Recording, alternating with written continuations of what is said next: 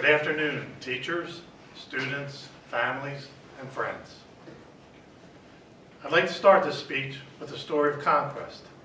One man's 40-plus year journey to finally finish something that seems like it was destined to happen, but for many reasons took a long time to complete. That man is me, and that conquest was completion of my bachelor's degree. Not just any bachelor's degree, but a degree from the University of Pennsylvania. The story starts in early 1975. I'm 17, and my mother is in the hospital fighting one of her many battles with colitis. My father takes me to visit her, and in her weakened state, she finds the strength to still be a mom and inquires whether I've completed my college application to Penn. Since this is a story about me taking a long time to complete something, well, you already know the answer to that question. So out of a sense of guilt from disappointing my sick mother, who just so happened to work at Penn, I half-assed completed my application, barely making the deadline, of course, because, you know, that's my style. When I received Penn's decision letter, I was not surprised that I didn't get in, but was surprised to find myself on the waiting list. Pretty ironic as things turned out. Well, I wasn't waiting on Penn, so I went to Temple, where I really wanted to go because my brothers had gone there. Not the best reason to choose a school. I lasted barely a semester before dropping out. Fast forward to spring 1983, and I'm working in a butcher shop, having now dropped out of 3 colleges. My mother is still working at Penn and wasn't too thrilled about my prospects in the butcher business, so she started pointing me to jobs at Penn.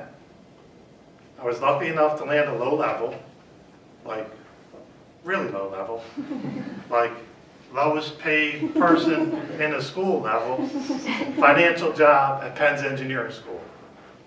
So I'm working at Penn at the time, and at the time Wharton had an undergraduate evening division. I exercised my Penn employee tuition benefit and enrolled in Wharton evening. Well, if you've been paying attention this far, you already know how the Wharton evening story ends. Unfinished, of course.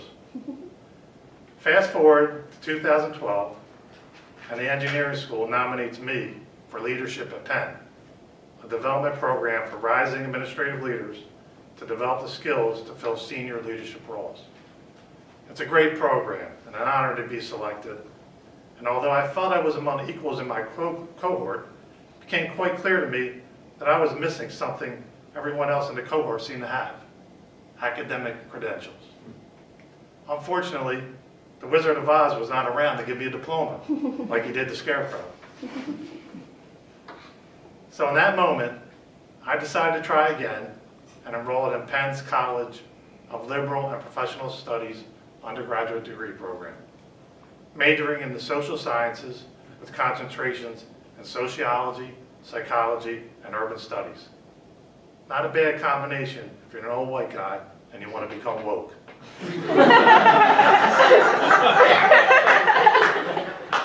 If the word woke hasn't died yet, pretty sure me using it to describe me just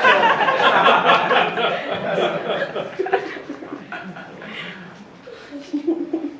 So over the next 5 years, I persevered through 2 evening classes every semester, late night bus rides home, 4 semesters of Spanish, walking into classrooms for the first time and everyone thinking I'm the teacher. Deadline after deadline after deadline after deadline after deadline. And finally, in the summer of 2017, I finally finished my Penn degree.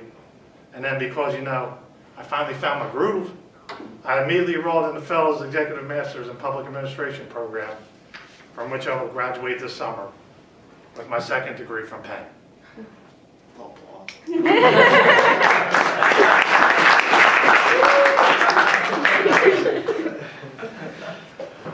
So if you're in your 20s or 30s and you find some inspiration from my story to finish something you started, that's fantastic. But this speech isn't about how I can inspire you. It's about how you inspire me. You see, I believe that the difference in my ability to finally become a successful student is having all of you youngins as my classmates.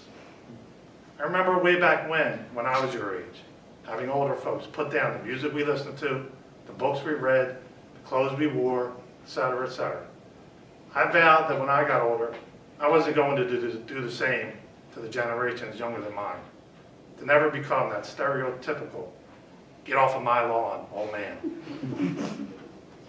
So I try to stay abreast of popular culture, to get to know you better, to figure out what makes you tick, how you like to work, what drives you, and what you hold in importance. As proof of my desire to stay current, there was a neat little Freaky Friday moment this past Thanksgiving when I, the old baby boomer, was able to familiarize my young millennial daughters to the pop singer Dua Lipa.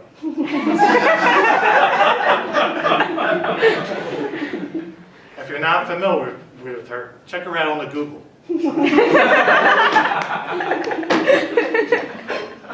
She's real, and she's spectacular, and she don't give a F. And if you're from Philly, you gotta love that.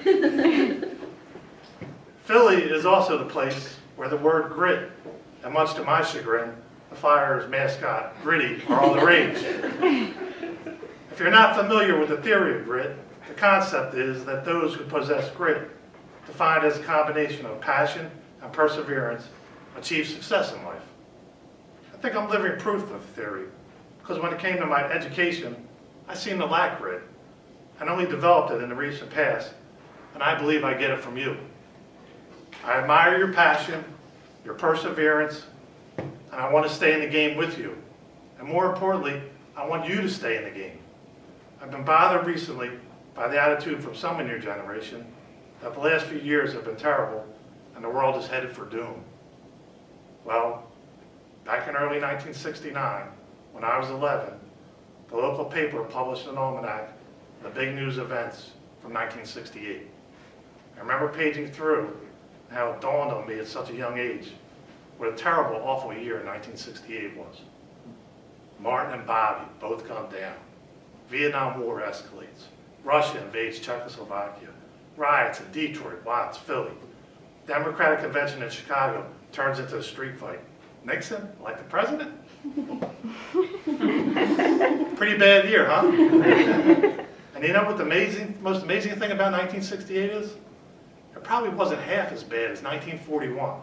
1941 wasn't half as bad as 1915. 1915 wasn't half as bad as 1861. In 1861, well, you get the picture. So whether you believe it or not, the world is getting better. Poverty and crime are down. Literacy and health are up. We have record low numbers of worldwide casualties from war. And more people live in free democratic societies than ever before. Yes, there is much work to be done. But I'm confident that your generation will continue to drive improvements in all aspects of life. You're better people than my generation. You're more accepting of each other's differences. You show more concern for each other and the planet we live on. And you connect with each other in ways that I will never fully understand. So keep fighting the good fight. Keep inspiring each other and old guys like me to do better. And if our paths should ever cross again, well, feel free to play on my lawn. Thank you.